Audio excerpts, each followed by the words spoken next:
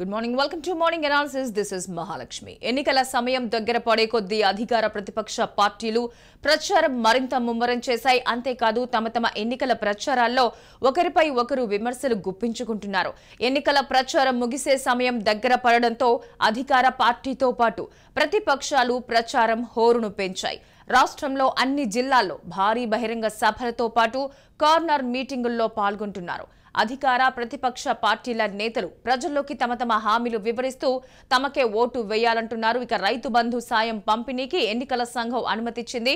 Telangana assembly ఎన్నికల నేపథ్యంలో ఎన్నికల కోడ్ అమల్లో ఉంది. ఈ నేపథ్యంలో రాష్ట్రంలో రైతు బంధు సాయానికి అనుమతినివ్వాలంటూ తెలంగాణ ప్రభుత్వం ఈసీకి విజ్ఞప్తి చేయడం జరిగింది. దీన్ని పరిశీలించిన కేంద్ర ఎన్నికల సంఘం అధికారులు ఇది పాత పథకమే కావడంతో రైతు బంధు సాయం పంపిణీకి అనుమతిని ఇచ్చారు.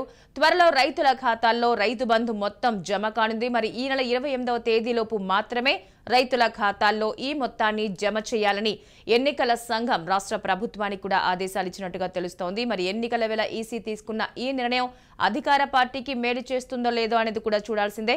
రైట్గా తెలంగాణలో 10 ఏళ్లలో కేసీఆర్ ప్రభుత్వం అవినీతికి పాల్పడేందుకున్న అవకాశాన్ని వదులుకోలేదంటూ బీజేపీ అగ్రనేత కేంద్ర హోంమంత్రి అమిత్ షా ఆరోపిస్తూ ఉన్నారు. వేల కోట్ల కుంభకోణాలకి పాల్పడ్డారంటున్నారు. మరి ముఖ్యమంత్రి కేసీఆర్ టైం ముగిసిందని కూడా ఆయన వ్యాఖ్యలు చేయడం జరిగింది. రైట్గా మియాపూర్ భూములది 4,000 కోట్ల కుంభకోణం అని కూడా తెలియజేశారు. ఓఆర్ఆర్లో కాళేశ్వరం ప్రాజెక్టులో కూడా ఈ అవినీతులు కనపడ్డాయంటూ తెలియజేశారు. రైట్ ఇక అవినీతి కేసులకి సంబంధించి ప్రతి పార్టీ ఒకరినొకరు ఎత్తి చూపుకుంటున్నారు. కానీ అవకాశం ఉన్నా కూడా యాక్షన్ తీసుకోవడంలో ఎందుకు మీమాంసలు లెక్కబడుతున్నాయనేది మరి వేచి చూడాలి. రైట్ ఏదేమైనా ఇవాళ మార్నింగ్ అనాలిసిస్ లో మనతో పాటు పార్టిసిపేట్ చేస్తున్నారు రామచంద్ర నాయక్ గారు బీఆర్ఎస్ అధికార ప్రతినిధి, గడ్డం సునీత గారు బీజేపీ అధికార ప్రతినిధి, డాక్టర్ మద్ది శ్రీనివాస్ రెడ్డి గారు టీపీసీసీ రాష్ట్ర అధికార ప్రతినిధి అండ్ అంతే సత్యం గారు రాజకీయ విశ్లేషకులు. గుడ్ మార్నింగ్ అండి, welcome to morning analysis. Ramachandra Naik గారు, హాట్ గా ప్రచారాలు జరుగుతున్న వేళ ఐటీ రైడ్స్ జరుగుతూ ఉన్నాయి, అక్కడక్కడ డబ్బులు పట్టుబడుతూ ఉన్నాయి. ఈ నేపథ్యంలో బీఆర్ఎస్ మీకు సంబంధించి ఒక హాట్ టాపిక్, మరి నిన్న జరిగిన ఒక రిటైర్డ్ ఐఏఎస్ అధికారి ఇంట్లో భారీగా డబ్బులు నిల్వ ఉంచారు అంటూ చాలా హై డ్రామా అంతా కూడా నడిచింది రాత్రి వరకు కూడా. సో ఈ నేపథ్యంలో మీ వర్షన్ ఏంటండి? ఐడి దాడులు జరుగుతూ ఉన్నాయండి. అది దాని అధికారం ఉంది. ఎన్నికల సందర్భంగా ఎవరైతే సొమ్మును దాచుకున్నారో ఎన్నికల సందర్భంగా ఆ డబ్బు ద్వారా ఓట్లను కొనుగోలు చేస్తారనే ఒక అభిప్రాయంతోనే సహజంగానే జరుగుతున్న దాడులు. ముఖ్యంగా ఇప్పుడు ఎన్నికల తేదీలు దగ్గర పడుతున్న కొద్దీ వివిధ రాజకీయ పార్టీలు వారి నాయకుల్ని తీసుకొచ్చి ఇక 48 గంటల ముందే ఎన్నికల ప్రచారాన్ని ముగించాలి కాబట్టి వాళ్ళు ప్రచారం చేస్తున్నారు. ఇప్పుడు ఏదైనా అధికారం, ఇప్పుడు ఈడీ ఎవరి సొమ్ము అనేది వాళ్ళే తేల్చాలనేది మా మీద బురద వెళ్తే కాదు కదా. మల్లారెడ్డి గారు వ్యాఖ్యలు చేస్తూ చిరంజీవి పవన్ కంటే నేనే ఫేమస్ అన్నారు. మరి ఆయన ఏ మాట అన్నా కూడా తుఫాన్లా దూసుకుపోతుందని వ్యాఖ్య చేశారు. ఈ నేపథ్యంలో ఆయన పేజెస్తో ఉన్న ఒక చిన్న ఫ్లెక్సీలతో ఉన్న బ్యాగ్స్ దొరకటం కానీ, చీరలు కానీ, డబ్బులు కానీ కొన్ని నిన్న స్వాధీనం చేసుకున్న విషయాన్ని కూడా మనం చూసాం. దాంట్లో వాస్తవం లేదంటారు. అంటే ఆయన అభిమానులు పంచారని అనుకోవాలా? కొంతమంది అతి ఉత్సాహంతో అభిమానులు కూడా పంచుతుంటారండి. అట్లా చేయడానికి వీల్లేదు. మల్లారెడ్డి గారు ఓ మంత్రిగా, ఆయన ఒక విద్యావేత్తగా, ఆయన చాలా సామాన్య కుటుంబం నుంచి వచ్చి అనేక భూములు కొనుక్కున్నాడు. అదేవిధంగా విద్యా సంస్థలు పెట్టి గతంలో తెలుగుదేశం పార్టీలో కూడా ఆయన ఎంపీగా గెలిచాడు. తర్వాత బీఆర్ఎస్ పార్టీలో వచ్చిండు, ఎమ్మెల్యేగా గెలిచాడు, మంత్రిగా పనిచేస్తా ఉన్నాడు. చిరంజీవి పవన్ కళ్యాణ్ అంటే ఇక ఆయన భాష, ఆయన ప్రసంగంలో కొంత ప్రత్యేకతలు ఉంటాయనేది మనం గమనిస్తూనే ఉన్నాం కదా. దాని మీద మనం వ్యాఖ్య చేయడం రైట్ అండి. శ్రీనివాస్ గారు, కాంగ్రెస్ నేతలపై జరుగుతున్న ఐటీ రైడ్స్ కి సంబంధించి మీ వర్షన్ ఏంటి? నిన్న జరిగిన అలిగేషన్స్ తో, అంటే కాంగ్రెస్ నేతలు కంప్లైంట్ చేయడంతోనే ఒక రిటైర్డ్ ఐఏఎస్ ఆఫీసర్ కి సంబంధించిన ఇంట్లో, అంటే బీఆర్ఎస్ నేతలకి 100 కోట్లు ఇక్కడ నుంచే డబ్బులు సప్లై అవుతున్నాయి అన్న నేపథ్యంలో ఈసీ కూడా నిన్న చాలా మందిని పోలీస్ అధికారులని బెటాలియన్ తీసుకెళ్లి మరి అక్కడ దాడులు చేయించినట్టుగా తెలుస్తోంది. ఆయనైతే మరి ఆ సమయంలో ఇంట్లో లేనట్టుగా కూడా తెలుస్తోంది. సో కంప్లీట్ గా అసలు మీ వర్షన్ ఏంటి? దాడులకి సంబంధించి మీరేమంటున్నారు? ఇదంతా గుడ్ మార్నింగ్ అండి. ముందుగా రాజు న్యూస్ ప్రేక్షకులకు, ఇదంతా కేసీఆర్ ప్రేరేపితంతో జరుగుతుంది. కేసీఆర్ ఏంటంటే ఇక్కడ మా పని అయిపోయింది, కాంగ్రెస్ పట్ల ఒక ఉవ్వొత్తు తరంగం లాగా వచ్చింది, దీని వేవుని ఎవరు అడ్డుకోలేరు, అని బీజేపీని తీసుకొచ్చి ఇక్కడ మీటింగ్లు పెట్టేయటము చాలా ఈ మధ్యన ఎన్నడూ రాని మోడీ ఊరికే మోడీ అమిత్ షా మనం రావడం చాలా సార్లు గమనిస్తున్నాం. మళ్ళీ కూడా మోడీ గారు వస్తారట. సో వీళ్ళు ఏంటంటే ఎట్లా చేయాలి మనం చూసుకున్నట్టయితే మా పాలేరు నియోజకవర్గంలో పొంగులేటి శ్రీనివాస్ రెడ్డి ఇంట్లో కానీ, అదే విధంగా గడ్డం వివేక్ గారు, వీళ్ళందరూ ఇంట్లో ఇప్పుడు ఐటీ దాడులు ఇప్పుడు గుర్తొచ్చింది ఐటీ శాఖకి. అదే మరి గడ్డం వివేక్ గారు బీజేపీలో నుండి ఎందుకు గుర్తుకు రాలేదు అంటే అక్కడ ఉంటే రైట్ ఇక్కడ ఉంటే రాంగా ప్లేస్ మారింది తప్ప పర్సన్ ఏం మారలేదు కదండి. అదే పర్సన్ అదే బిజినెస్ చేసిండు. ఆయన బాధ్యతతో చెప్పుకున్నాడు, నేను 10,000 కోట్ల రూపాయలు ఇన్కమ్ ట్యాక్స్ కట్టుకున్నాను, నా మీద ఐటీ దాడులు చేయాల్సిన అవసరం ఏంది. అక్కడ బాల్కా సుమర్ ఇసుక దందా చేసి చెన్నూరు నియోజకవర్గంలో ఒక 1,000 కోట్ల రూపాయలు ఆయన అమ్మ యూనివర్సిటీ స్టూడెంట్ మాకంటే జూనియర్, ఆయన టీకి అనలేరు, ఇలా 1,000 కోట్లు ఎట్లా సంపాదించిండు అని కూడా స్పష్టంగా నేను కూడా అడుగుతున్నా ఈ సందర్భంగా. ఆయనకు భయమైంది, కాంగ్రెస్ పార్టీ వేవ్ లాగా వచ్చింది కాబట్టి 80% కూడా ఆయన భయభ్రాంతులకు గురి చేయాలని చెప్పేసి ఐటీని కానీ ఈడీని కానీ దాడుల్ని కాంగ్రెస్ పార్టీ వాళ్ళ మీదకి, కాంగ్రెస్ పార్టీల కుటుంబాల మీద కూడా ఉపయోగిస్తున్నారు. ఇప్పుడు డబ్బులు పంచుతుంటే ప్రతి నియోజకవర్గంలో కూడా మనం చూసినట్టయితే ఏమవుతుంది, ప్రతి ఒక్క నియోజకవర్గంలో కూడా ఇవాళ ఆల్రెడీ బీఆర్ఎస్ లో 200 కోట్ల రూపాయలు 100 కోట్ల రూపాయలు ఆయా నియోజకవర్గాల స్థాయిని బట్టి ఎక్కడికక్కడ ఎప్పుడో ఒక 20 రోజుల కిందనే డబ్బింగ్ చేసిన విషయం ఈ తెలంగాణ ప్రజానీకానికి కానీ మీ న్యూస్ ఛానల్ వాళ్ళకి కానీ అందరికీ తెలుసు. మేము మా వాళ్ళు రూపాయలు 2 రూపాయలు ఎవరికైనా ప్రజలకు గీయడానికి వస్తుంటే ఇవ్వటం, ఎవరన్నా అక్కడ లోకల్లో అభిమానంగా దీన్ని అడ్డుకోవటం అంటే వాళ్ళేమో ఆల్రెడీ ముందు డంపింగ్ చేశారు. ఇవాళ మా పాలేరు నియోజకవర్గంగా ఖమ్మాలు చూస్తుంటే వాళ్ళు ఓటుకు 5,000 రూపాయల నుంచి 10,000 రూపాయలు ఇవ్వడానికి సిద్ధపడ్డరు. ఇవాళ ఎవరు వాళ్ళు ఎందుకు పట్టుకోవట్లేదు? మీరు దయచేసి రాజకీయ ప్రేక్షకులు కూడా గమనించాలి. డబ్బులు పంచడం అలవాటు నేర్పిందోరు బై ఎలక్షన్ లో. ఇలా పోటీలు పడి బీజేపీ బీఆర్ఎస్ కాదా? మా దగ్గర డబ్బులు లేవు, అధికారం లేదు 10 సంవత్సరాల కింద కూడా. కాంగ్రెస్ పార్టీ ఇప్పుడు కూడా సంక్షేమ పథకాలు చెప్పుకొని ప్రజల మధ్య ఉండి ఓట్లు అడిగింది తప్ప డబ్బులు ఇచ్చే కెపాసిటీ మారంటే నాయకులకు ఎవరి దగ్గర లేదు. 100 కోట్లు ఉంటే పాలేరు నియోజకవర్గం మారంటోళ్ళకి టికెట్ రావాలంటే చాలా. మధ్య శ్రీనివాసరావు గారు నిన్న గచ్చిబౌలిలో దొరికిన 5 కోట్లకి సంబంధించి కాంగ్రెస్ నేత వేయని ఆరోపణ, మరి దానికి ఏమంటారు? మేడం అన్ని ఇప్పుడు వాళ్ళు అన్ని చోట్ల జరుగుతుంది, అది మీరు గమనిస్తున్నారు, అన్ని చోట్ల జరుగుతుంది ఇదంతా యాక్చువల్ గా. ఇప్పుడు చాలా మంది ఉన్నారు, ఇప్పుడు ఇవాళ ఎక్కడ లేదు మేడం, ఇవాళ మార్నింగ్ నుంచి పంచుతున్నారు. మా నియోజకవర్గంలో చూసుకున్నట్టయితే బీఆర్ఎస్ వాళ్ళు ఖమ్మంలో కూడా పంచుతున్నారు. మరి ఎవరు కూడా పట్టుకోవట్లేదు వాళ్ళని. మనోళ్ళు ఏదైనా వేరే పార్టీలో ఒక 10 రూపాయలు ఇస్తుంటే కూడా పట్టుకుందని హైలైట్ చేసి చూపిస్తున్నారు తప్ప వాళ్ళు ఆల్రెడీ ఎవరింట్లో ఉన్నా కూడా డబ్బులు తెలుసు. ప్రతి ఒక్క మండలంలో 4-5 గ్రామాల్లో ఒక క్లస్టర్ గా చేసి ఆ క్లస్టర్ నాయకుడి ఇంట్లో డబ్బులు పెట్టారు. నేను చెప్తా అడ్రస్ చెప్పాను కూడా నాకు తెలుసు. మరి నేను మా పాలేరు నియోజకవర్గం చెప్పగలుగుతా, ఖమ్మం నియోజకవర్గం చెప్పగలుగుతా. ఇవాళ జరిగింది ఏంది? ఇవాళ ఎవరు కూడా అధికారులు కూడా నిమ్మకు నీరెత్తినట్లుగా ఉన్నారు. పోలీసు అధికారులు వన్ వే చేస్తున్నారు. వాళ్ళంతా వాళ్ళ చేతిలోనే, కేసీఆర్ చేతిలోనే ఉన్నారు. ఇక్కడ బందీ ఉన్నారు. మా ఖమ్మం జిల్లా చూసుకున్నట్టయితే పువ్వాడ అజయ్ కుమార్ చేతిలో ఉన్నారు. వాళ్ళు ఎలా చెప్తే అలా పనిచేస్తున్నారు. డబ్బులు పట్టుకోవడానికి వాళ్ళ దగ్గర డబ్బులు ఉంటాయి, కాంగ్రెస్ వాళ్ళ దగ్గర డబ్బులు ఎక్కడండి? బీజేపీకి నేషనల్ లెవెల్ డబ్బులు వచ్చినాయి, బీఆర్ఎస్ కి స్టేట్ లెవెల్ డబ్బుల సంచులు మూటలు వచ్చినాయి. మీరు చూశారు మునుగోడు హుజూరాబాద్ చూసినప్పుడు, అప్పుడు హుజూరాబాద్ కూడా నేను అక్కడ ఇన్ఛార్జ్ చేశాను. ఆయన స్వయంగా కవర్లో పెట్టి నేనే పట్టించాను. ఆ రోజు కవర్లో పెట్టుకొని డబ్బులు ఇచ్చి 5,000 3,000 షీల్డ్ కవర్లో పెట్టి వారు ఓటుకి ఇచ్చారు. ఆ రోజు కూడా షీల్డ్ కవర్ ఇచ్చిన దొంగలు వీళ్ళు. ఆ రోజు కూడా దొరికారు. వాళ్ళ డబ్బులతోటి, నోట్ల సంచులతోటి, మూటలతోటి వాళ్ళు డబ్బులు పెట్టి ప్రజల్ని కొనాలి, ప్రజాస్వామ్యం అవకాశం చేయాలని చూస్తున్నారు. ఇవాళ మీరు గమనించండి ఒక్కసారి రాజకీయ ప్రేక్షకులు కూడా ఇవాళ ఏం జరుగుతుంది. అయ్యా రాజకీయాలంటే డబ్బున్న వాళ్ళకి పరిమితం చేసిన చరిత్ర కేసీఆర్ కాదా? నేను వాస్తవంగా మాట్లాడుతున్నా. మీరు కొత్త రంజిత్ రెడ్డి గారు కానీ కొత్త ప్రభాకర్ రెడ్డి గారు కానీ అందరికి కూడా మా ఖమ్మంలో ఉన్న నామనాయస్వామి కూడా తీసుకుని ఎంపీ టికెట్లు ఇచ్చి 1,000 కోట్లు ఉన్న వాళ్ళకి ఎంపీ టికెట్లు ఇచ్చిన మాట యథార్థం కాదా? రాజకీయాలు కార్పొరేట్ రాజకీయాలు చేసిన మాట యథార్థం కాదా? కేసీఆర్ ఏమన్నాడు, నాకు గనక మన ఉమ్మడి కూటమి తరఫున మీరు గనక పిఎం అభ్యర్థిగా ప్రకటిస్తే నేను మీ అందరూ కూడా ఖర్చులు పెట్టుకుంటా అని ఒక సాక్షాత్తు ముఖ్యమంత్రి స్థాయి అన్నమాట యథార్థం కాదా? ఎక్కడ వచ్చాడు హరీష్ రావు? 2001 కోట్లో మా క్యాంపస్ కి ఆయన డొక్కు స్కూటర్ వేసుకుని వచ్చాడు ఇవాళ హరీష్ రావు. నేను ఐ విట్నెస్ ఎవరో కాదు. మరి వాళ్ళు 1,000 కోట్ల రూపాయలు 1,00,000 కోట్ల రూపాయలు వాళ్ళకి ఆయన నుంచి వచ్చినాయి. వాళ్ళు ఏ వ్యాపారాలు చేశారు? వాళ్ళు టాటాలా బిర్లారా? రాజకీయ దోపిడీ కాదా ఇది? తెలంగాణ సమాజాన్ని కాదా ఈ సొమ్మంతా? ఇవాళ బీజేపీ వచ్చి చెప్తున్నారు, చిలక పరుగులు చెప్తున్నారు, కేసీఆర్ అవినీతి చేసిండు.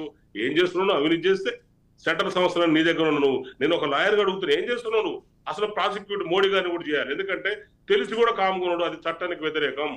ఎదుటోడు అవినీతి చేసిన సాక్షాత్తు ఈ దేశ ప్రధానమంత్రి 3 సార్లు ముఖ్యమంత్రి చేసిన వ్యక్తి, 2 సార్లు ప్రధానమంత్రి చేసిన వ్యక్తి 1,00,000 కోట్ల అవినీతి జరిగింది కాళేశ్వరం ప్రాజెక్ట్ అంటాడు. జేపీ నడ్డా గారు వచ్చి చెప్తారు. అసలు వాళ్ళు నోటీసులు పంపించాలి. ఇవాళ ఈడీ మీకు తెలుసు కదా, మీరు కమాన్ రాండి, మీరు ఎవిడెన్స్ పెట్టండి. మా రేవంత్ రెడ్డి గారికి పంపించారు అట్లా. మరి అప్పుడు మొన్న మరి ఎందుకు వాళ్ళకి పంపించట్లేదు? ఇప్పుడు ఏం కేంద్ర దర్యాప్తు సంస్థలు ఏం చేస్తున్నాయి? ఈడీలు కానీ, సిబిఐలు కానీ, ఐటీలు కానీ ఏం చేస్తున్నాయి? వాళ్ళకి తాబేదారులాగా వ్యవహరిస్తున్నాయి. ఇవాళ మీరు చూసి ప్రజానికం అందరికీ అర్థమైపోయిందని ఇక్కడ సీక్రెట్ ఏం లేదు. ఇవాళ ఐటీలు అన్ని కూడా కేంద్ర దర్యాప్తు సంస్థలు కూడా ఉస్కో అంటే ఉస్కూలిపినట్టే ఉన్నాయి తప్ప స్వతహాగా అవి సొంతంగా పనిచేయడం ఎప్పుడో మర్చిపోయినాయి. అవి వాళ్ళు సొంతంగా ఆలోచించడం మర్చిపోయారు. వాళ్ళు అధికారులు ఎవరు సొంతంగా ఆలోచించే స్థితిలో లేరు. ఇవాళ కేంద్ర దర్యాప్తు సంస్థలు అధికారులు ఏంటంటే వాళ్ళు ఏం చెప్తారే అర్హత లేకుండా వాళ్ళని అద్దం ఎక్కిస్తారు. ఇలా పోలీసు అధికారులు చూసుకున్నాం మనం, చాలా మంది కూడా. వెంకటరామరెడ్డి గారు సాక్షాత్ కలెక్టర్ కూడా కేసీఆర్ కాళ్ళ మీద పడ్డాడు. ఆయన ఏంటి కొన్ని వేల కోట్ల ఆస్తిపరుడు అట ఆయన. ఆయన కేవలం ఈ కలెక్టర్ అనేది ఒక చిన్న పోస్ట్ అట ఆయన స్థాయికి. ఇవాళ ఆయన వేల కోట్లు ఉన్నాయి. ఆయన నుంచి వచ్చిన అంటే కేసీఆర్ గారు నన్ను ఏం చేయొద్దు మీరని దండం పెట్టి ముందే సరెండర్ కావటం కాదా? ఈ ప్రజానికం గమనించాలి. వాళ్ళ కులాల మతాలు కాదు, ఇక్కడ పార్టీలు కూడా కాదు. ఈ సొమ్మంతా మంది. ఆయన వేల కోట్లు మల్లారెడ్డి గారు పాలు పోసి మీరు అంటున్నారు. రామచంద్ర గారు మల్లారెడ్డి గారు ఎందుకు ఉన్నత విద్యావంతుడు కాదు. ఆయన ఉన్నత విద్యా సంస్థలు పెట్టిన వ్యక్తి.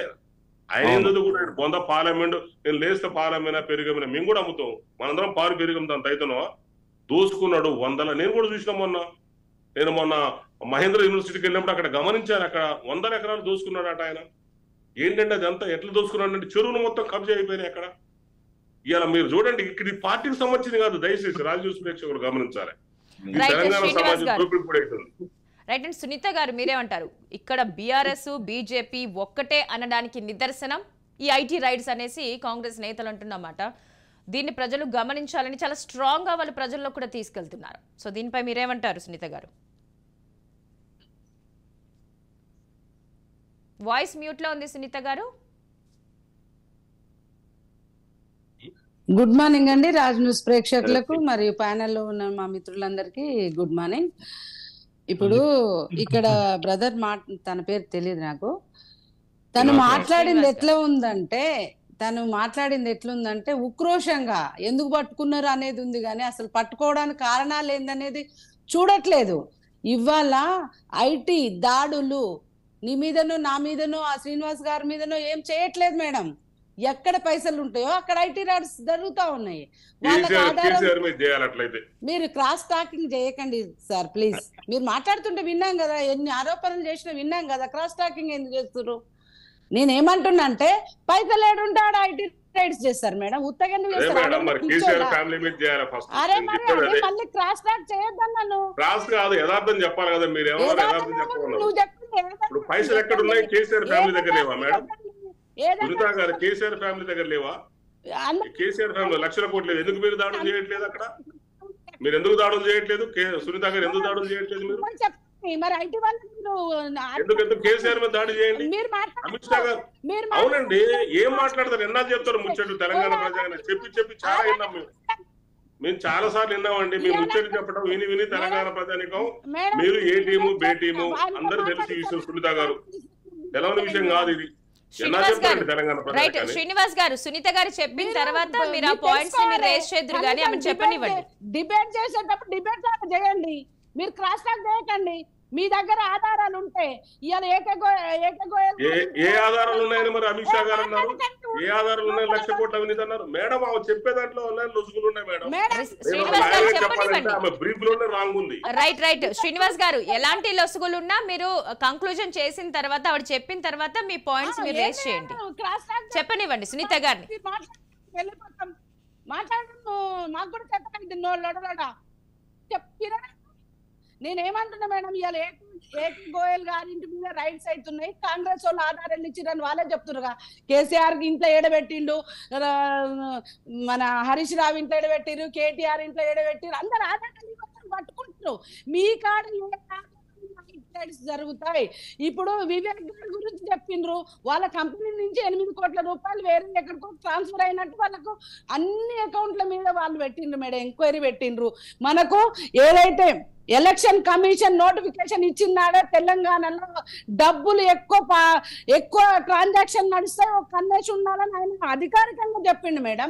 ఇవాళ 800 కోట్ల రూపాయల నుంచి 1000 కోట్ల రూపాయలు ఐటీ రైడ్స్ మీద పట్టుకున్నారు మేడం. ఉత్తగా వాళ్ళని పిచ్చోళ్ళు కాదు కదా, ఎవ్వరు వాళ్ళని ఉసిగొల్పాల్సిన అవసరం లేదు కదా. వివేక్ గారికి మునుగోళ్ళు పట్టించినట్టున్నారు. మునుగోళ్ళు పట్టుకున్న ఎవరి డబ్బులో వివేక్ గారికి తెలియదా, ఆయనకు తెలియదా? అందరికీ తెలుసు మేడం. ఎవరి డబ్బులైనా మీ దగ్గరకో మా దగ్గరకో. ఇవాళ నేను చెప్తున్నా 2800 మంది అభ్యర్థులు ఉన్నారు. ఇవాళ 119 నియోజకవర్గాలలో 2800 మంది అభ్యర్థులు పోటీ చేస్తున్నారు మేడం. అందరి మీద ఎందుకు రైడ్ చేయట్లేరు? అందరి మీద రైడ్ చేయాలి కదా. వీళ్ళ మీద ఎందుకు రైడ్ చేస్తున్నారంటే వాళ్ళకొక సమాచారం ఉంటది, వాళ్ళకొక ఇన్వెస్టిగేషన్ సంస్థలు, వాళ్ళకొక ఏమంటారు వాళ్ళకి సమాచారం చెప్పే వాళ్ళు ఉంటారు. వాళ్ళకు గన్మెన్ల రూపంలో, డ్రైవర్ల రూపంలో, ఇంటి పని మనుషుల రూపంలో వాళ్ళు ఒక ఇన్వెస్టిగేషన్ వ్యవస్థను పెట్టుకుంటారు. వాళ్ళకి ఆధారాలు ఇచ్చే వాళ్ళు ఉంటారు. వాళ్ళ ద్వారా వాళ్ళకు వివరాలు కనుక్కొని రైడ్ చేస్తున్నారు. ఇవాళ టిఆర్ఎస్ వాళ్ళ మీద చేసిండ్రు, కాంగ్రెస్ వాళ్ళ మీద చేసిండ్రు, మా మీద చేస్తుండ్రు, అందరి మీద చేస్తుండ్రు. వాళ్ళకేమి పైసలు దొరకకుండా ఏం చేయట్లేరు. ప్రతిదానికి మేము చేయిస్తున్నాం అని మాట్లాడతారు. ఇప్పుడు ఈ రాష్ట్రంలో మేము అవినీతి జరుగుతున్నది కాబట్టి మేము ఇవాళ సుప్రీంకోర్టు సిట్టింగ్ జడ్జి తోటి ఎంక్వైరీ చేస్తామని స్వయాన మా ప్రధానమంత్రి గారు చెప్తున్నారు, మా హోమ్ మినిస్టర్ గారు చెప్తున్నారు. మేడం ఇవాళ మేము చేయకపోవడానికి మేము కూడా కేసులు వేసినాం, పిలిచేసినాం. కాళేశ్వరం మీద పిలిచేసినాం, భగీరథ మీదకి పిలిచేసినాం.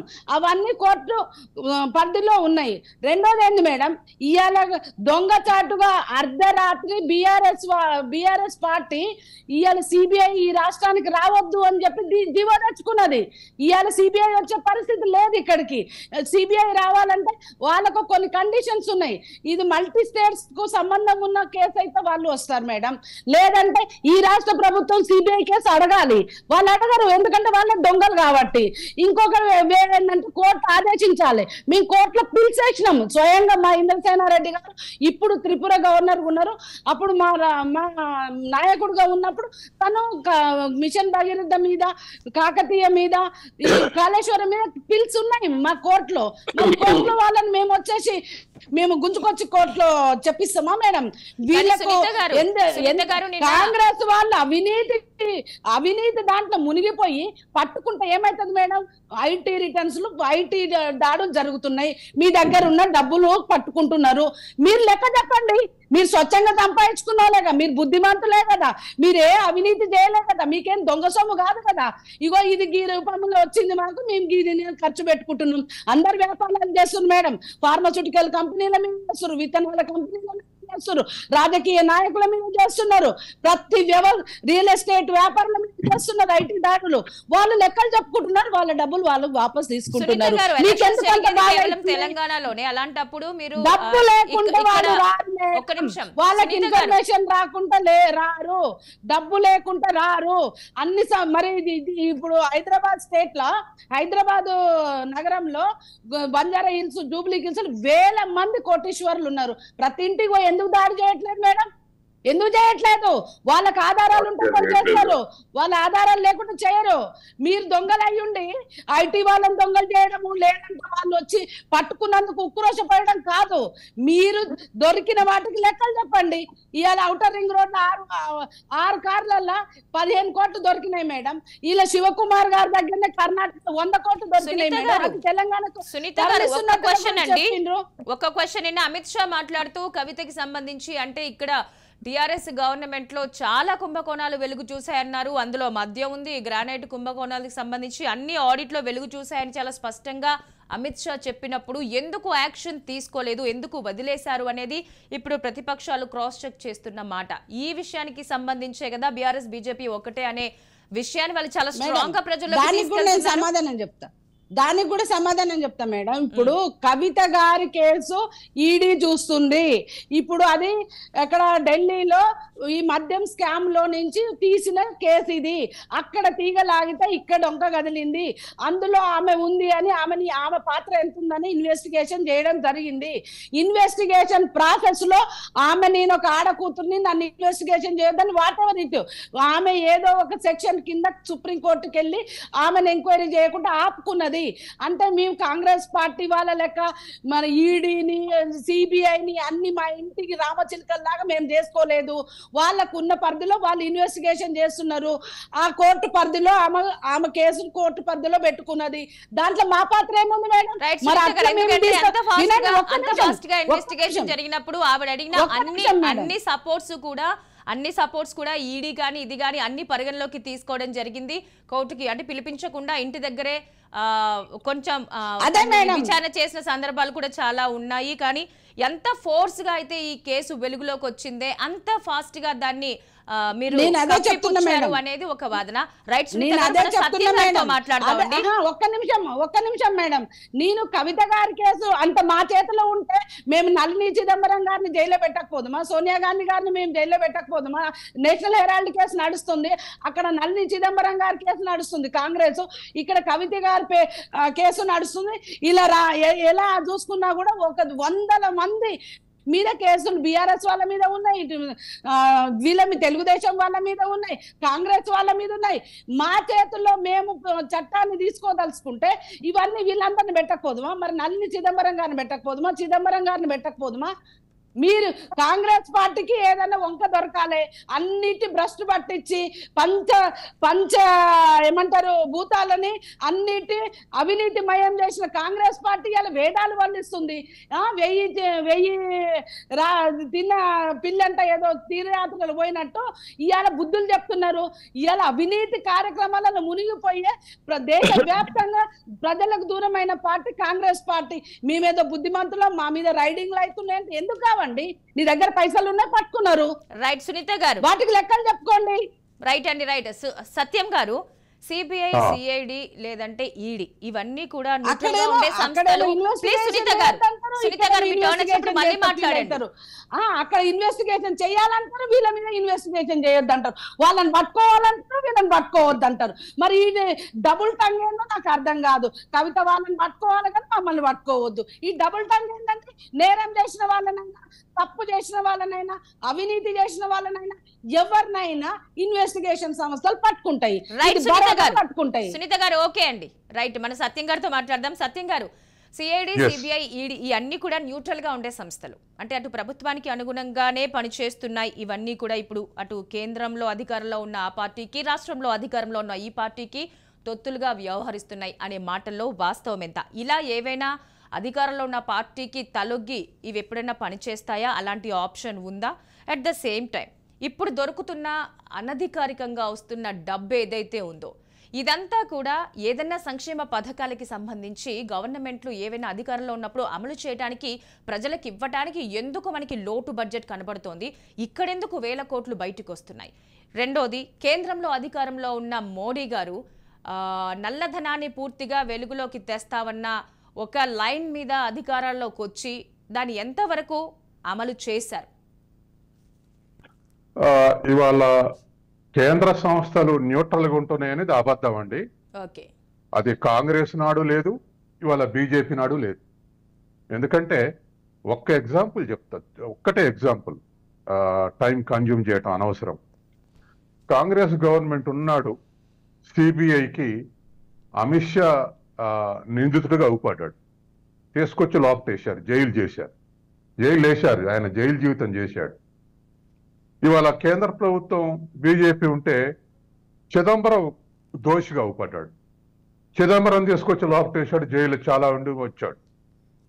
అంటే సిబిఐకి అధికారంలో ఉన్నప్పుడు అమిత్ షా ఎందుకు దోషిగా అవుపడ్డాడు, లేదా కాంగ్రెస్ అధికారంలో ఉన్నప్పుడు చిదంబరం ఎందుకు దోషిగా అవుపడ్డాడు? ప్రతిపక్షంలో ఉన్నప్పుడే దోషిగా ఎందుకు అవుపడుతున్నారు? ఇద్దరు, ఆయన ప్రతిపక్షంలో ఉన్నప్పుడు ఆయన అరెస్ట్ చేశారు అమిత్ షాని, ఈయన ప్రతిపక్షంలో ఉన్నప్పుడు ఈయన అరెస్ట్ చేశారు. అంటే అధికార పక్షం మానిటరింగ్ చేస్తే దాని ప్రకారం సెంట్రల్ ఏజెన్సీస్ నడుస్తున్నాయి. ఎవరో న్యూట్రల్స్ విషయంలో కొంత న్యూట్రాలిటీ ఉండొచ్చు, కానీ పొలిటికల్ స్కాండల్ విషయంలో, పొలిటికల్ రైడింగ్స్ విషయంలో కేంద్ర ప్రభుత్వం మానిటరింగ్ చేస్తే ఆ ప్రకారం నడుస్తున్నాయి. ఇది వాస్తవం. తర్వాత ప్రత్యర్థుల్ని వేధించడానికి, ప్రత్యర్థుల్ని కంట్రోల్ చేయడానికి కాంగ్రెస్ ఒక 10% దుర్వినియోగం చేస్తే ఇవాళ బీజేపీ 70% దుర్వినియోగం చేస్తా ఉంది. తర్వాత రెండోది, ఈ దాడుల వల్ల ప్రజలకు పెద్ద సానుభూతి వచ్చి ఓడిపోయింది ఏం లేదు. ఎలక్షన్ల ముందర బెంగాల్లో మమతా బెనర్జీ మేనలున్నిటి మీద దాడి చేశారు, డబ్బులు కూడా పట్టుకున్నారు, కానీ అక్కడ టీఎంసీ ఓడిపోలేదు, అధికారంలోకి వచ్చింది. మెడ్రాసులో స్టాలిన్ బిడ్డ మీద దాడి చేశారు ఎలక్షన్ల ముందరనే, 30 కోట్లు కూడా దొరికాయి, అయినా డిఎంకే ఓడిపోలేదు. కేరళ ఎలక్షన్ల ముందు బంగారం కేసులో విజయాన్ని చేర్చారు, అయినా అక్కడ లెఫ్టినెంట్ ఓడిపోలేదు. అంటే మనం అట్లాగే కర్ణాటకలో డికే శివకుమార్ని అరెస్ట్ చేశారు, అక్కడ కాంగ్రెస్ ఓడిపోలేదు. అంటే 4 రాష్ట్రాల్లో మనం ఎగ్జాంపుల్ చూస్తే ఈడీ దాడుల వల్ల, సిబిఐ దాడుల వల్ల ప్రజలు వెనక్కుపోవడం లేదు. వీటిని పట్టించుకోవట్లేదు. పైగా ప్రజలు వీటిని చూస్తుంటే ఇవన్నీ కక్షపూరితంగా చేసే దాడులు, అధికార పక్షం చేయిస్తూ ఇది దాడులు అనేటువంటి కాన్సెప్ట్ ని ప్రజలు ఉన్నారు తప్ప దాన్ని ఏం పెద్దగా పాజిటివ్గా తీసుకోవట్లేదు. ఇది ఒక అంశం. రెండవది, ఇవాళ ఇప్పుడు బీజేపీ వీక్ అయింది, బీఆర్ఎస్ వీక్ అయింది కూడా ఒక్కటే. ఇద్దరు ఒకటయ్యారనేటువంటి దగ్గర ఏకమయ్యారు. అంటే ఏమిటి, కాంగ్రెస్ వాస్తవానికి మునుగోడు ఎలక్షన్ల నాటికి అసలు ఫోర్సే కాదు. ఉన్న చిన్న కాంగ్రెస్ లో 6 ముఠాలు పడి కొట్టుకుంటున్నారు, అది స్థితి. కానీ ఎప్పుడైతే కర్ణాటక మునుగోడులో ఓడిపోయారో అది ఒక కారణం మాత్రమే. కానీ అసలు వీక్ చేసింది కవిత ఫ్యాక్టరే. కవితని మన బండి సంజయ్ కానీ లేకపోతే మన అరవింద్ కానీ ఇటువంటి వాళ్ళందరూ పెద్ద హైప్ ఇచ్చారు. అరకు కేసులో, కాంట్రాక్ట్ కేసులో కుంభకోణం ఉంది, కవిత ఉంది. వారం రోజుల్లో లోపటేస్తున్నాం కవితని, 4 రోజుల్లో లోపటేస్తున్నాం, తీహార్లో వేస్తున్నాం అని ఇటువంటి స్టేట్మెంట్స్ బ్రహ్మాండంగా ఎక్స్పోజ్ చేశారు. అది ప్రజల దృష్టికి పోయేంత స్థితిని దూరం తీసుకెళ్లారు దాన్ని. తీరా అది అయిపోయినాక మానుకున్నారు. అరెస్ట్ లేదు, ఏది లేదు, మానుకున్నారు. ఇగో కేసీఆర్ బిడ్డ కోసం సరెండర్ అయ్యాడు కాబట్టే అరెస్ట్ చేయలేదు అని చెప్పేసి కాంగ్రెస్ అటాక్ చేసి, ఇది ప్రజలు 80% నమ్మారు. అది నిజం ఉందా లేదా తర్వాత సంగతి, కానీ ప్రజలు నమ్మారు, 80% నమ్మారు. ఆ తర్వాత బండి సంజయ్ని మార్చారు. బీజేపీని బ్రహ్మాండంగా పురోగామి తీసుకొచ్చినటువంటి బండి సంజయ్ని మార్చారు. ఇది బండి సంజయ్ ఉంటే బీజేపీకి బీఆర్ఎస్ కు సమన్వయం కుదరనీయడు కాబట్టి సాఫ్ట్ గా ఉండేటువంటి కిషన్ రెడ్డిని తీసుకురావచ్చారని మళ్ళీ ప్రతిపక్షాలు ప్రచారం చేస్తే అది కూడా 80% మంది ప్రజలు నమ్మారు. ఏ తప్పు చేయని బండి సంజయ్ని ఎందుకు మారుస్తారు అనేటువంటిది. ఇది రెండో అంశం. మూడవది, మునుగోడు ఎలక్షన్ లో కమ్యూనిస్టులు ఉపయోగపడకపోతే ఆడ బీజేపీ గెలిచేది. ఇవాళ బీఆర్ఎస్ కానీ కాంగ్రెస్ కానీ 2 సగం పార్టీలు ఇవాళ బీజేపీలు ఉండేవి. మునుగోడులో గనక బీఆర్ఎస్ ఓడిపోతే కమ్యూనిస్టులు సపోర్ట్ చేసి బీజేపీని ఓడిస్తే ఆ తర్వాత జగదీష్ రెడ్డి పంపించి కృతజ్ఞతలు చెప్పించాడు. ముందు కూడా ఇదే పొత్తు కొనసాగుతాని కేసీఆర్ అనౌన్స్ చేశాడు. సడన్ గా వాళ్ళని వదిలేశాడు. అంటే బీజేపీకి దగ్గర కావటం వాళ్ళ కోసమే వాళ్ళని వదిలేశాడు అనేది మూడోది. ఇది కూడా 80% ప్రజలు నమ్మారు. దీంతో ఎక్కడో 6 ముఠాలు ఉన్నటువంటి కాంగ్రెస్ ఇవాళ నియరెస్ట్ రైవల్ గా మారింది.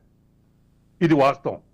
దానికి తగ్గట్టుగా వాళ్ళకు పిసిసి అధ్యక్షుడుగా రేవంత్ రెడ్డి దొరకటం, అదవరకున్నటువంటి కాంగ్రెస్ నాయకులు చాలా మంది, డజన్ మంది ముఖ్యమంత్రుల స్థాయిలో ఉన్నాం, మాకు ముఖ్యమంత్రి కావాలంటున్నారు. కానీ ప్రతి వాళ్ళు కూడా కాంగ్రెస్ ప్రజల్ని నమ్మించలేకపోయారు, ఇతర ప్రజల్ని నమ్మించలేకపోయారు. ఒక ఆయన బీజేపీ తోటి క్లోజ్గా ఉంటాడు, నేను పిసిసి అధ్యక్షుని కావాలంటాడు. ఇంకొక ఆయన బీఆర్ఎస్ తోటి క్లోజ్గా ఉంటాడు, నేను కాంగ్రెస్ ముఖ్యమంత్రిని కావాలంటాడు. ఇట్లా ఉన్నాయి. కానీ రేవంత్ రెడ్డి ఇద్దరితోటి కుమ్మక్కై లేడు అని ప్రజల్లోకి వెళ్ళింది. కాబట్టి ఇవాళ రేవంత్ రెడ్డి క్రౌడ్ పుల్లర్ గా మారాడు. జూనియర్ అయినటువంటి రేవంత్ రెడ్డి క్రౌడ్ పుల్లర్ గా మారాడు. అది వాస్తవం. ఇవాళ కాంపిటీషన్ అట్టుంది. చివరికి పార్టీ బీఆర్ఎస్ కాంగ్రెస్ గా మారింది సీను. తర్వాత ఇవాళ వ్యక్తులకు వస్తే కేసీఆర్ వర్సెస్ రేవంత్ రెడ్డిగా మారింది. అట్లా ఎలివేట్ అవుతూ వచ్చాడు. ఇటువంటి సిచ్యువేషన్ ఎవరు క్రియేట్ చేశారు అంటే బీజేపీ బీఆర్ఎస్ యొక్క ఎత్తుగడలు ఫలించలేదు, అది ప్రజల్ని ఆకట్టుకోలేదు. అట్లాగే ఇవాళ కేసీఆర్ చాలా ప్రోగ్రామ్స్ ఇంప్లిమెంట్ చేశారు. కేసీఆర్ ప్రోగ్రామ్స్ వ్యతిరేకతతోటి కాంగ్రెస్ పెరగలేదు.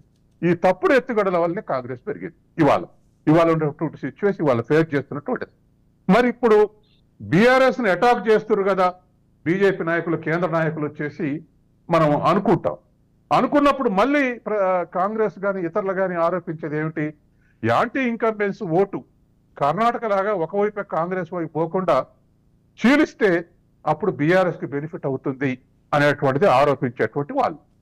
కానీ ఏ పార్టీ అయినా అదే ఎత్తుగడ అనుసరిస్తుంది. ముందు బీజేపీ అధికారంలో రావాలనుకుంటుంది, అది సాధ్యం కాకపోతే ఎక్కువ సీట్లు వచ్చి తన మీద ఆధారపడే ప్రభుత్వం రావాలనుకుంటుంది, అది సాధ్యం కాకపోతే బీఆర్ఎస్ అధికారంలో రావాలనుకుంటుంది.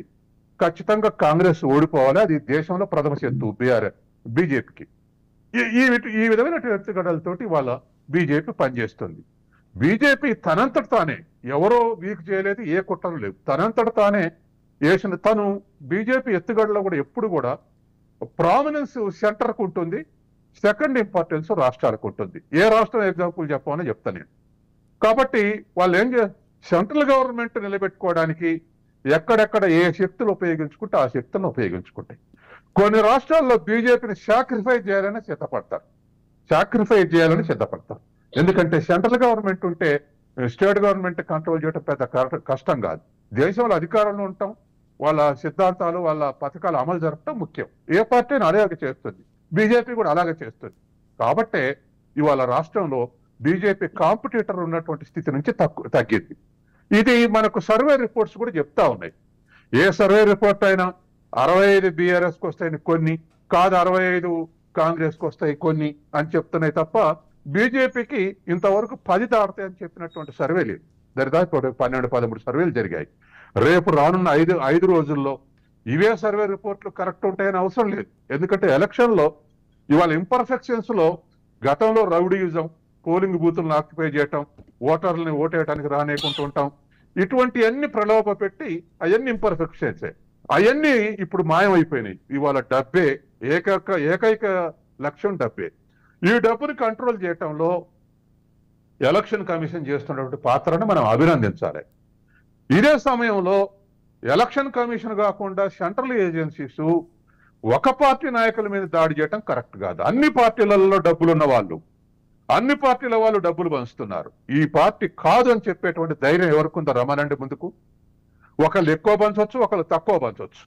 రాష్ట్రంలో అధికారం ఉన్న పార్టీకి వనరులు ఎక్కువ ఉంటాయి, ఎక్కువ మంది ఇస్తారు డబ్బులు. డబ్బులు ఇచ్చేది కార్పొరేట్లు, కాంట్రాక్టర్లు, ఇండస్ట్రియలిస్టులు, అప్పనంగా సంపాదించినటువంటి వాళ్ళు ఇస్తుంటారు. కాబట్టి రాష్ట్రంలో అధికారం ఉన్న వాళ్ళకు ఫస్ట్ ప్రిఫరెన్స్ ఉంటుంది, కేంద్ర ప్రభుత్వ అధికారులకు సెకండ్ ఉంటుంది, వాళ్ళు ఇచ్చే దాంట్లో ప్రతిపక్షానికి థర్డ్ ఉంటుంది. అట్లాగే స్వయంగా ఇండస్ట్రియలిస్టులు ఉన్నటువంటి వాళ్ళు కూడా ప్రతిపక్షంలో కూడా ఉండే అవకాశం ఉంది, ఉన్నారు కూడా. అయినా సెంట్రల్ ఏజెన్సీస్ చర్యలు తీసుకునేటప్పుడు ఆ ఇంపార్షియాలిటీ ఉండాలి. ఉన్నప్పుడు వాటి క్రెడిబిలిటీ పెరుగుతుంది. ఉదాహరణకు రాష్ట్రంలో ఏకే మహాంతి డీజీపీ ఉన్నప్పుడు ముఖ్యమంత్రి కూడా డీజీపీని అడిగే ధైర్యం లేదు. ఎందుకంటే ఆయన అత్యంత నిజాయితీపరుడు. అవసరం అనుకుంటే ఆ క్షణంలో రిజిగ్నేషన్ చేసి వదిలేసిపోగలడు. అటువంటి నిజాయితీపరుడు అన్ని పార్టీల నాయకులను పట్టుకున్నారు, అధికార పార్టీలో ఉన్నటువంటి నాయకులను కూడా పట్టుకున్నారు. కాబట్టి పోలీసు ఆ విధంగా ఉండి సెంట్రల్ ఏజెన్సీ కూడా ఆ విధంగా ఉన్నప్పుడు అందరూ అప్రిషియేట్ చేస్తారు. అసలు ఏ ఒక్క వ్యక్తి వ్యతిరేకి, కాంగ్రెస్, బీజేపీ, బీఆర్ఎస్ ఏ వ్యక్తి న్యూట్రల్ ఎవరు కూడా వ్యతిరేకించరు. అది ఇవాళ కావాలి. ఎందుకంటే డబ్బు అనేది షాబోటేజ్ చేస్తుంది. ఇంకా షాబోటేషన్ కన్నా ప్రజల్ని ఫూల్స్ చేస్తుంది. పోలింగ్ నాడు 5,000, 4,000 ఇచ్చి ఎట్లా ఓటింగ్ వేయించుకున్నారో మనకు మునుగోళ్ళ మనం చూసాం. వాళ్ళు 5,000 ఇస్తున్నారు, మీరెందుకు 4,000 ఇస్తున్నారు అని అడిగినటువంటి వాళ్ళని మనం చూసాం. మీడియా బయటకు తీసుకొచ్చింది అన్ని. కాబట్టి ఇవాళ అది ప్రజల్ని ఫూల్స్ చేస్తున్నప్పుడు నిజమైనటువంటి డెమోక్రసీ ఎట్లా అవుతుంది?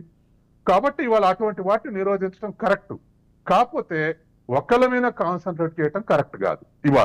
ఇవాళ రాష్ట్రంలో జరుగుతున్నటువంటి ఏంటంటే అన్ని పార్టీల వల్ల కూడా ఎవడో ఎగ్జాంపుల్కు పలానా పార్టీ అయినా చెక్ చేసాం, పలానా పార్టీని చెక్ చేసాం, పలానా కార్ చెక్ చేశాం కదా అని సమర్థించుకోవటానికి చెప్పొచ్చు గాక. కానీ దాన్ని నిరోధించేటువంటి నేను ఎప్పుడు ఏకే మహంతిని అడిగాను. నేను పోలీసు రిఫార్మ్స్ లో ఒక 3 ఏళ్లు పనిచేశాను.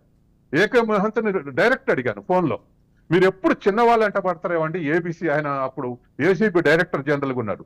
పెద్ద తిమింగలాల పోరు, చిన్నవాళ్ళు ఎంట పడతారు, ఎప్పుడు చిన్నవాళ్ళని ట్రాప్ చేస్తారు ఏంటంటే ఏదైనా కరప్షన్ ఎగండి సత్యంగారు అనేవాడు ఆయన.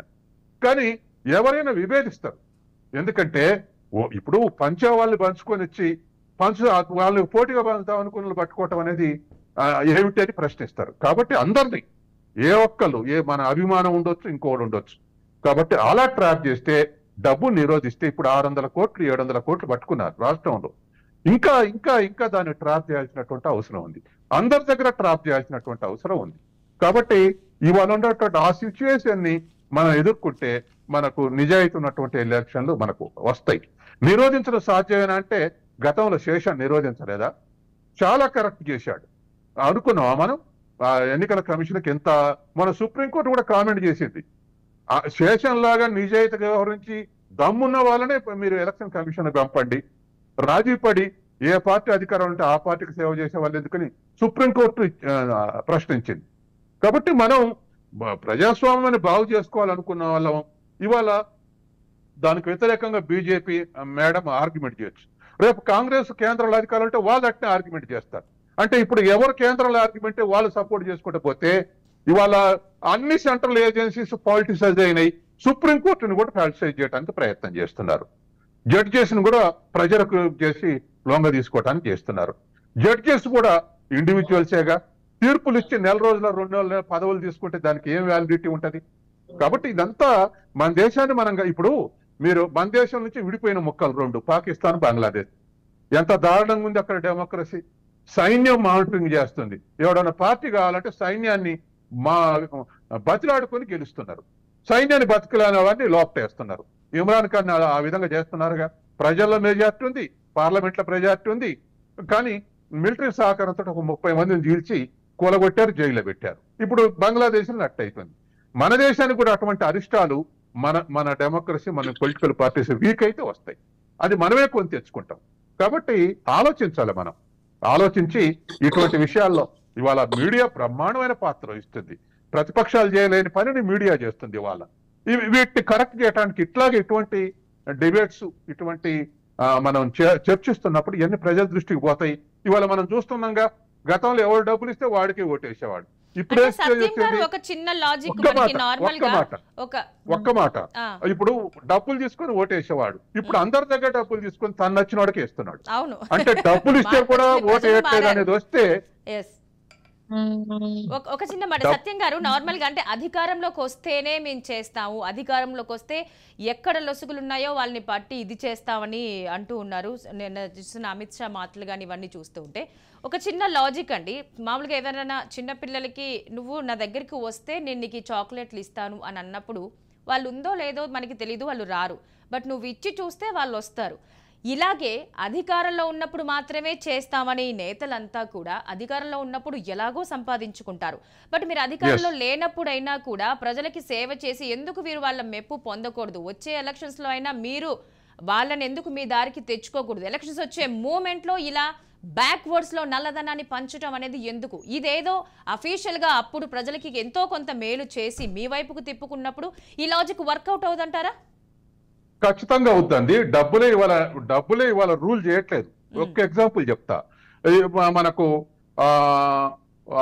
చంద్రబాబు నాయుడుకు వ్యతిరేకంగా విద్యుత్ శక్తి ఉద్యమం నడిచింది. విద్యుత్ శక్తి ఉద్యమం నడిచినప్పుడు విద్యుత్ శక్తిని ఉచితంగా వ్యవసాయానికి ఇవ్వటం న్యాయం అని రైతాంగం అంతా భావించారు. చంద్రబాబు నాయుడు IMF సంస్కరణలో, ప్రపంచ బ్యాంక్ సంస్కరణలో మునిగిపోయి ఉన్నాడు. ఆయన ఒప్పుకోలేదు. కానీ ప్రజలు వైఎస్ రాజశేఖర ఏం చేసిండు? దాన్ని ఎలక్షన్ ఏజెండాగా మార్చుకుంటూ నేను అధికారంలోకి వస్తే ఉచిత విద్యుత్ ఇస్తానడు. అప్పటికే వామపక్షాలు బాగా ఉద్యమం చేసి ఉన్నాయి. దాన్ని గమనించినటువంటి రాజశేఖర రెడ్డి నేను అధికారంలోకి వస్తే ఉచిత విద్యుత్ ఇస్తానడు. ఒక్క ప్రజల ఇష్యూని ఎలక్షన్ ఏజెండాగా మార్చి ఎవడు ఓరగొట్టలేడు ఇంకో 10 ఏళ్లు అనుకున్న చంద్రబాబు నాయుడుని ఓడించి పారేశారు. అంటే పీపుల్స్ ఇష్యూని ఎలక్షన్ ఏజెండాగా మార్చినప్పుడు ఈ డబ్బులు పంచుడు, ఈ వ్యవహారాలన్నీ కొట్టుకుపోతాయి. ఇదొక ఎగ్జాంపుల్. రెండవది, సారా వ్యతిరేక ఉద్యమాన్ని మహిళలు పెద్ద ఎత్తున పాల్గొన్నారు. ఎన్టీ రామారావు ఏమన్నాడు? నేను అధికారంలోకి వచ్చిన సారా నిషేధించాడు. అప్పుడు సారా కాంట్రాక్టులు పెద్ద పెద్ద లాండ్ లార్డ్స్, కాంట్రాక్టర్లు కాంగ్రెస్ ఉన్నారు. ఆయన ఓడిపోయారు. అంటే ప్రజలు ఇష్టపడ్డటువంటి ఇష్యూని ఏజెండాగా మారిస్తే వీళ్ళెవ్వరు ఈ 100 కోట్లోడు నిలబడడు, 200 కోట్లోడు నిలబడడు. గాలి కొట్టుకుపోతారు. ఎన్ని కోట్లు పంచినా గాలి కొట్టుకుపోతారు. కాబట్టి మీరన్నట్టుగా అధికారం లేనప్పుడు ప్రజల ఇష్యూస్ మీద స్ట్రగుల్స్ చేసిన వాళ్ళకు ఖచ్చితంగా అది ఫోర్ ఫ్రంట్ కు వస్తుంది. తర్వాత స్ట్రగులే చేయాల్సిన పని లేదు. అసలు అధికార పక్షంలో చేసిన తప్పుల్ని ఎక్స్పోజ్ చేస్తే చాలు, బ్రహ్మాండమైన మైలేజ్ వస్తుంది. అవును, రైట్ అండి.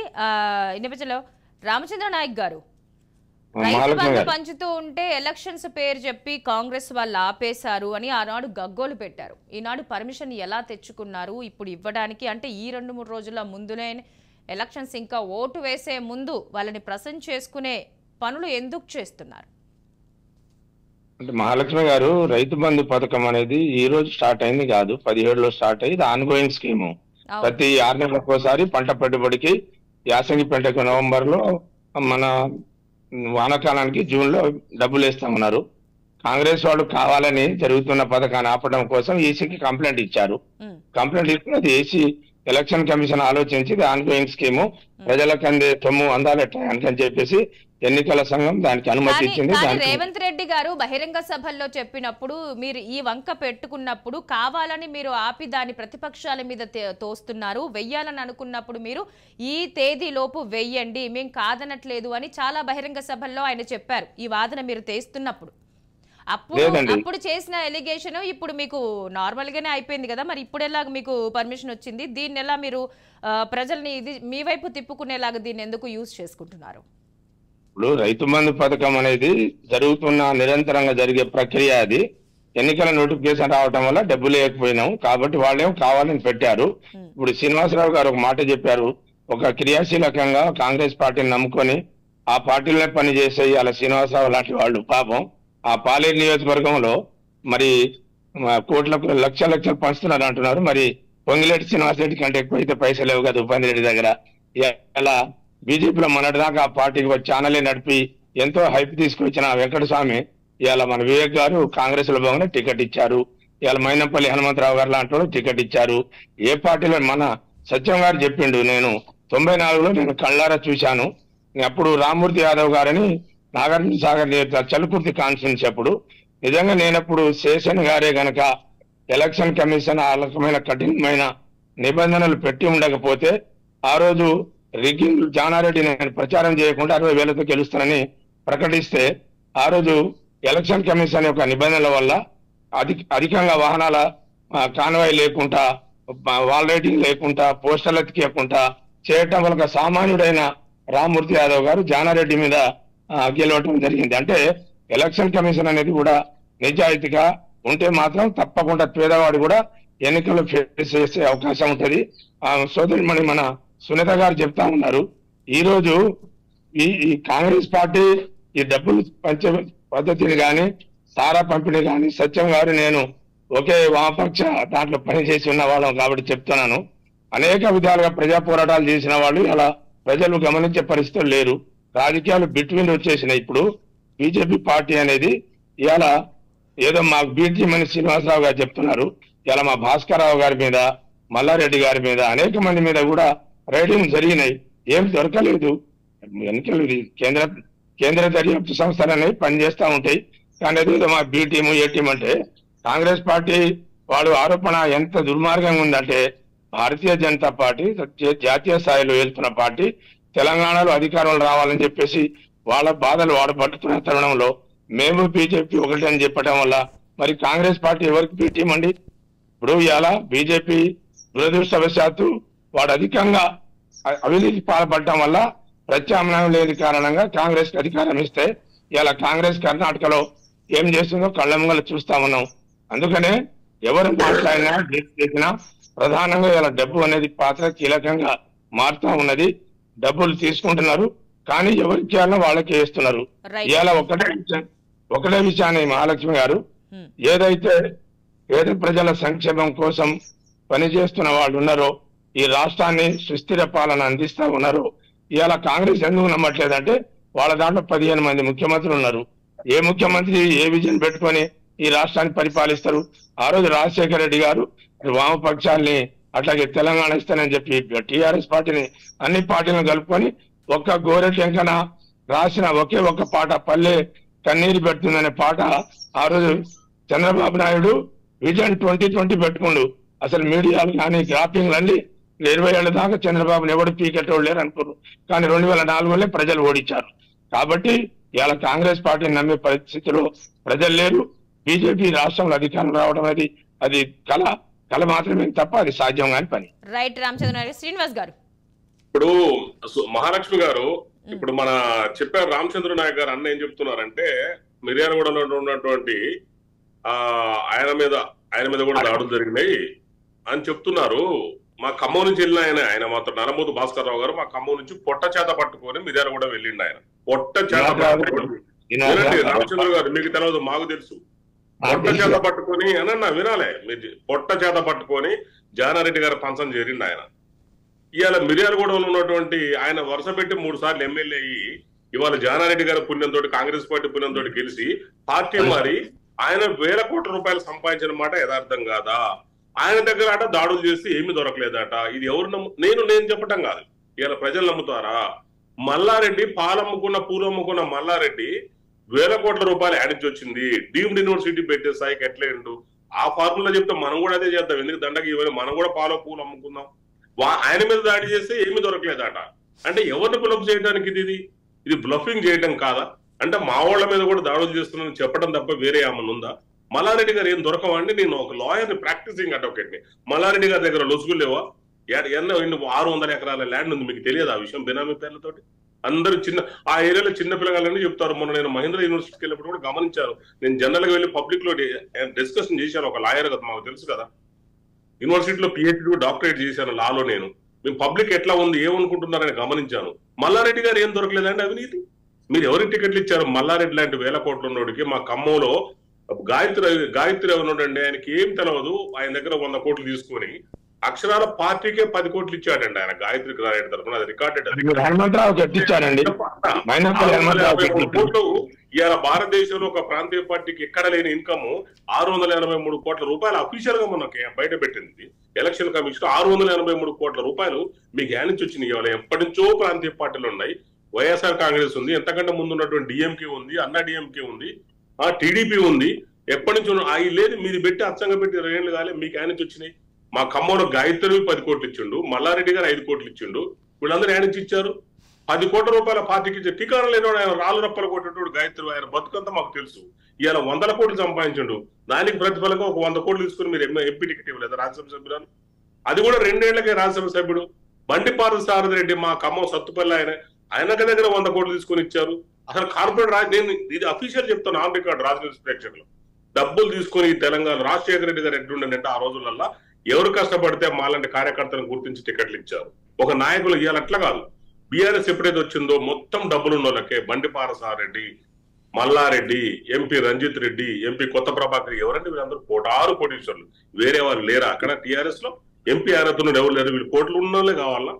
వీళ్ళందరూ ఎవరు? మీరు గమనించండి. నేను పార్టీ పరంగా విమర్శించట్లేదు. దయచేసి కార్పొరేట్ రాజకీయాలు అడ్డుకోవాలి. ఈ రాష్ట్రంలో తెలంగాణ రాష్ట్రంలో కార్పొరేట్ కి తెరలేపిందే కేసీఆర్. ఇది వాస్తవం, అడ్మిటెడ్ ఫ్యాక్ట్. బండిపాల సారెడ్డికి ఆయన ఒక ఇంట్రోడక్షన్ ఆయనకి ఇచ్చారు. అందరికి డబ్బున్న వాళ్ళందరూ కూడా ఎంపీలు అయిపోయారు. గడ్డం వివేక్ గారు మీ దగ్గర మొన్నున్నాడు బీజేపీ తోటి. ఆ రోజు చేస్తేనేమో వ్యాపారం. జస్ట్ ఒక 15 రోజుల కింద చుట్టూ వచ్చేవరకు ఆయన అప్పటికే బిజినెస్ ఇల్లీగల్ దందా అయిపోయిందండి. ఇది ఎవరికి అర్థం కావట్లేదు. మీరు ఇది మనం డ్రామా అంటాం కాదు, మీరు అర్థం చేసుకుని ప్రజలకు. ఇందాక అందసత్యం గారు చాలా స్పష్టంగా చెప్పారు, చాలా కూలంకుషంగా. అందరూ తెలిసిపోయింది. ఈడీలు మోడీలు అన్ని సంస్థలు అనేవి జేబు సంస్థలాగా పనిచేస్తున్నాయి. అటానమస్ అనేది లేదు వాటికి. ఇవాళ చూడండి, మన ఏరియాలో కూడా అక్కడ పోలీసులు ఎవరు దాడులు చేస్తారు, వాళ్ళ కాడ స్పష్టమైన సమాచారం వచ్చిందంట. ఏ బీఆర్ఎస్ వాళ్ళ స్పష్టమైన సమాచారం రావట్లేదా? వాళ్ళు 2 నెలల కింద డబ్బుల సంచులు 5-5 గ్రామాలకు క్లస్టర్ చేసి డబ్బులు పెట్టిన విషయం వాళ్ళకి తెలియదంటారా? అందరూ తెలుసు. మరి అలా అందసత్యం గారు చెప్పింది ఇంకోటి, డబ్బులు ఇస్తే తీసుకుంటున్నారు జనము. ఎందుకంటే ఇట్లాంటి అవినీతి పరులు డబ్బులు సంపాదిస్తున్నారు, అందరికీ అర్థమైపోయింది. 10,000 ఇచ్చినా కానీ ఓటేత్తడానికి గ్యారంటీ లేదు, వారంటీ లేదు. డబ్బులు ఇస్తే ఎవరు దోచుకున్న సొమ్ము కాదు, అది ప్రజల సొమ్ము, అది తీసుకోవాలి. నేను కూడా చెప్తాను ఈ సందర్భంగా, రాజనీతి ప్రేక్షకులు చెప్తాను. బీఆర్ఎస్ వారి దగ్గర మీరు 100 కోట్లు తీసుకోండి, 10,000 తీసుకొని బ్యాంకులు వేసుకోండి. మన సొమ్ము, అది మంది, మనం తీసుకోవాలి, దాచుకోవాలి. మనకు నచ్చినట్టు మనం ఓట్లు వేయాలి. రైట్ శ్రీనివాస్ గారు. రైట్ అండి, రైట్. సునీత గారు కోటీశ్వరులు ఎలా అయ్యారు? ఫైనల్ గా మీ వర్డ్స్ చెప్పండి. నేను పార్టీ తరఫున నా ఆవేదన చెప్తాను, ఒక పౌరుడిగా ఆవేదన చెప్తాను. ఎక్కడ వచ్చారు ఇవాళ కాంగ్రెస్ దగ్గర పైసలు ఎక్కడండి? రామచంద్ర నాయకు శ్రీనివాస్ ఇద్దరు అటువంటి వాళ్ళే ఉన్నారు. మరి చూడండి మీరు వాళ్ళ పరిస్థితి. ఇలా ఎమ్మెల్యే కావాలంటే 100 కోట్లు ఖర్చు పెట్టేటోళ్ళు కావాలి, ఎంపీ కావాలంటే 500 కోట్లు ఖర్చు పెట్టేవాళ్ళు కావాలి, సర్పంచ్ కావాలంటే 30 నుంచి 50 లక్షలు ఖర్చు పెట్టేవాళ్ళు. ఇదా ఇవాళ డెఫినేషన్? ప్రజాస్వామ్యం అపార్థ్యం అయిపోతుంది ఇవాళ. అందుకనే ప్రజలు కూడా డబ్బులు ఇచ్చిన వాళ్ళ దగ్గర తీసుకోండి, మీకు నచ్చిన వాళ్ళకి ఏంటి. కాంగ్రెస్ పార్టీ అనేది మీ అందరికి తెలిసిన విషయం, అది ఎవరు కొత్త కాదు. అది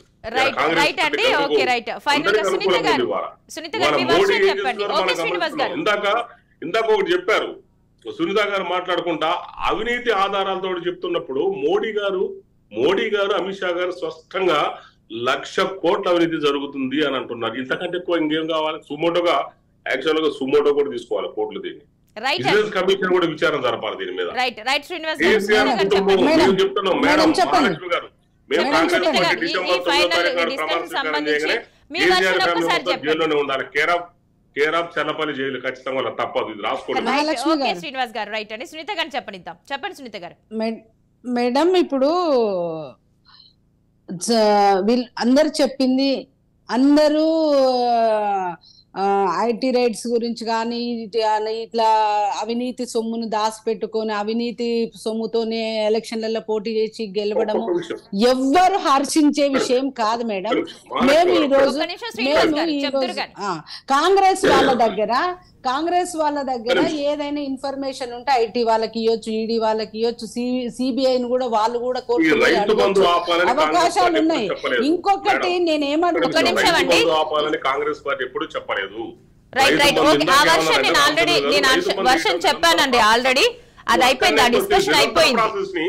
ఎందుకు ఆపారు అది ప్రశ్నించింది మా నాయకులు, మా రేవంత్ రెడ్డి. ఇప్పుడు ఎందుకు వేయాల్సి వచ్చింది? మీరే అన్నారన్నా నిరంతర ప్రాసెస్ చేస్తా. శ్రీనివాస్ గారు టైం అయిపోయిందండి. సునీత గారి వర్షన్ విందాం ఒక్క నిమిషం. ఇవాళ మేము చెప్తున్నాం మేడం, ఈ అవినీతి సొమ్ము ఎవరి దగ్గర అవుతుందో, ఈ అవినీతి కార్యక్రమాలకు ఎవరైతే పాటుపడుతున్నారో మా ప్రభుత్వం వస్తే ఖచ్చితంగా ఇన్వెస్టిగేషన్ చేసి తీసుకుపోయి జైల్లో పెడతామని కూడా చెప్తున్నాము. నేను ఒక ఉదాహరణ చెప్తున్నాను మేడం. ఈ బీఆర్ఎస్ అండ్ కాంగ్రెస్ నాయకులను ఒక్కటి అడుగుతున్నా. మొన్న ఒక టీవీ ఛానల్లో రేవంత్ రెడ్డి గారిని ఇంటర్వ్యూ చేస్తున్నారు.